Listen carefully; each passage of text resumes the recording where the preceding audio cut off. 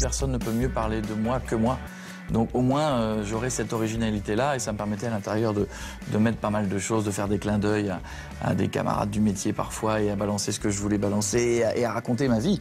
Et surtout raconter vraiment ce que le public n'a jamais su. C'est-à-dire que c'est pas une émission de radio, c'est pas une émission de télé, ça ne parle pas de télé.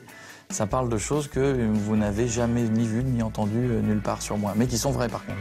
Coé, célèbre voix de radio, animateur télé à succès, débutant sur les planches.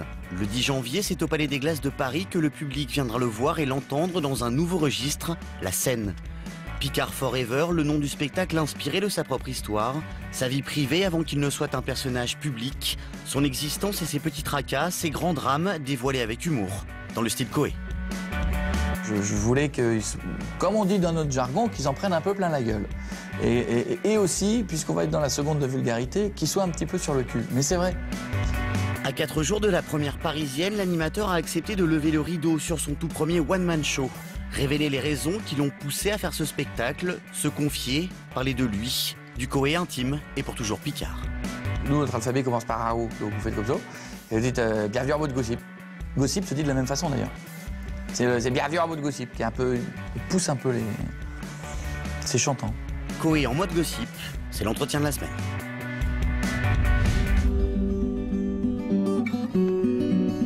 J'adore la télé, j'adore la radio, et je trouve que ce sont deux médias incroyables.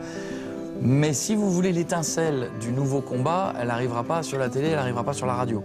En revanche, c'est vrai que ça, attaquer une scène, attaquer une salle qui fait 20 fois ça, avec des gens qui ont payé, c'est une autre démarche. Ça, hein. La radio, la télé, c'est gratuit. Hein. Là, vous êtes face à des gens qui ont payé, qui ont réservé, parfois qui ont donné les enfants à la babysitter, donc ça fait des soirées qui coûtent un peu d'argent. Moi, je me dois de les amuser. C'est pour ça que j'ai voulu faire un spectacle avec de la lumière, de la musique, de la vidéo. Oh oui. Quoi? Qu'est-ce qu'il y a? Quoi? C'est l'heure. Qu'est-ce que ça passe? Hein? Qu'est-ce que c'est? J'ai reçu la barre dans le restaurant, il a mangé mon film. Mais ça se mange pas. C'est la déco. Va être malade, va avoir la fiasse. L'idée du spectacle, c'est que je meurs au début. Voilà, j'ai un accident terrible qui m'arrive dans les loges. Je me fais renverser par un bus, je me fais écraser par un piano, un éléphant, ça change régulièrement, c'est vrai. Et je vais devoir me retrouver ce que je pense être le paradis, mais en fait, c'est pas le paradis, j'arrive un peu trop tard. Les bureaux sont fermés, je suis à la Sécu, et je vais devoir expliquer que j'ai quand même fait des trucs bien pour aller au paradis, mais globalement, ça sent pas bon. Et pour l'instant, c'est plutôt l'enfer qui m'attend. Le petit Coé, quand il est né, mon Dieu, ce qu'il était moche. Une horreur. Quand il le changeait, il gardait la couche, il jetait le bébé sur le trottoir. C'est vrai! Donc je dois revenir sur tout ce que j'ai fait dans ma vie, mon enfance, pour dire que j'ai pas eu forcément les choses les plus faciles, mon enfance de loser, le côté loser avec les filles, toute la suite, la partie femme, enfant, etc. Et à chaque fois que j'essaie de dire un truc bien, je vais un peu trop loin et je repars du côté de l'enfer. La vraie question, c'est est-ce qu'à la fin, je vais en enfer ou au paradis? Coé sur scène, coincé entre enfer et paradis, une façon de se rire de la mort, un sujet grave traité avec humour. Moi, j'aime bien rire des choses un peu tabous. J'aime bien ça. La mort, parfois, fait peur à plein de gens. On va tous y aller. La seule chose qu'on ne sait pas vraiment, c'est quand. Mais voilà, ça fait partie de la vie. On sait tous quand on est qu'à un moment donné, on va mourir. Donc, c'est pas un spectacle angoissant du tout, mais je trouvais qu'au moins, ça permettait de démarrer le spectacle de façon différente.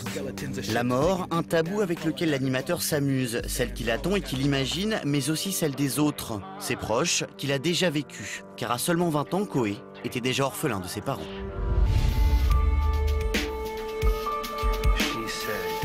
Un sujet grave, notamment le décès de vos parents.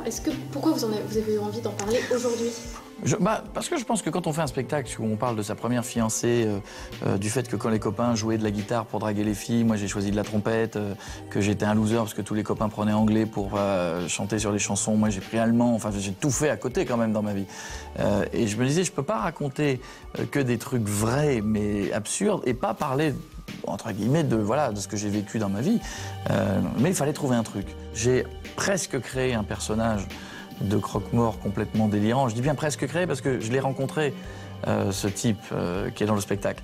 Kevin, Alors Kevin, tu descends du cercueil s'il te plaît, merci. Pourquoi? Parce qu'il y a quelqu'un dedans, merci. Sauf que bon, pour en faire vraiment un personnage drôle, j'ai rajouté un ou deux petits trucs. Moi, le mien, il vend des cercueils et il vend aussi les voitures de ses clients qui les utilisent plus. Donc il y a une espèce de double métier. Évidemment, celui que j'ai rencontré à l'époque, il faisait pas les deux. Mais c'est vrai que ça crée quelque chose. Et je trouve que, bizarrement, ça décomplexe très vite. C'est-à-dire qu'une fois qu'on a passé ces 2 secondes de « est-ce qu'on a le droit d'en rire ?», on se rend compte que bien sûr, on a le droit d'en rire. Comment vous avez fait pour surmonter un peu cette tragédie? Je crois qu'on surmonte ça juste...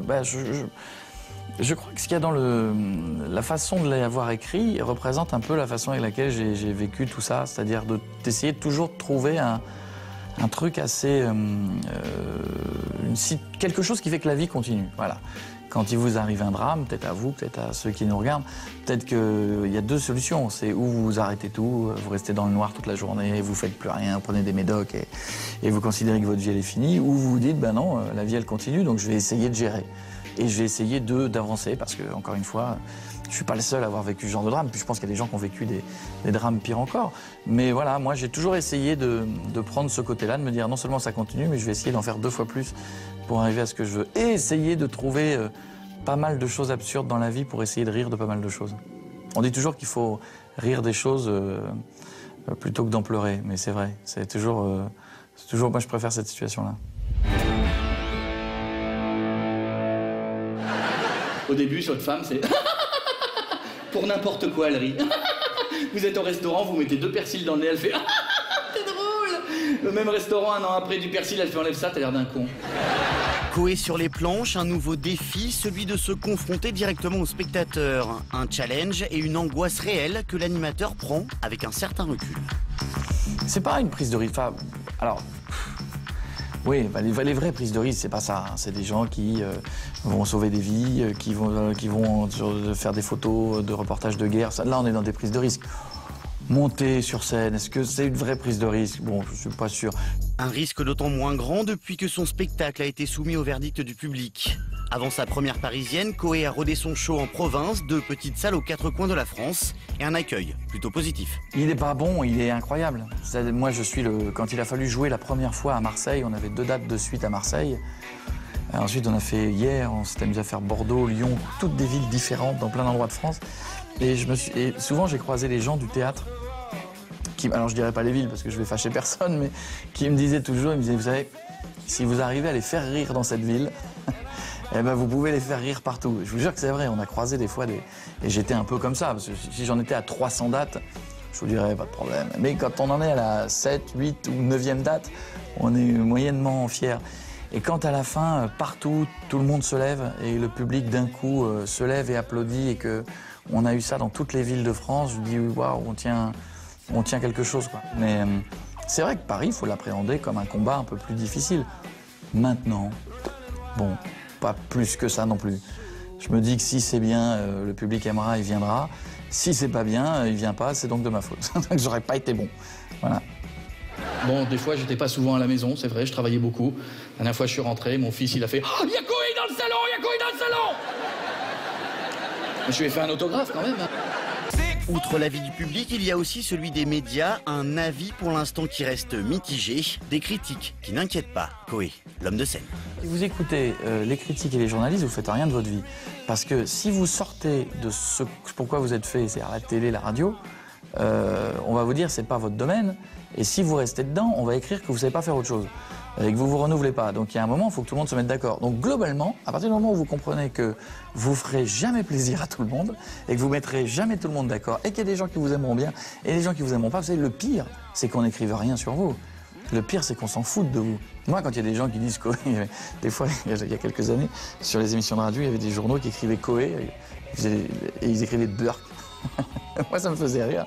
Je trouvais ça assez drôle parce que d'abord, je trouvais ça assez drôle d'écrire Burk. Mais je me disais, si eux n'aiment pas, c'est plutôt bon signe. À bientôt. Merci beaucoup. Merci à vous.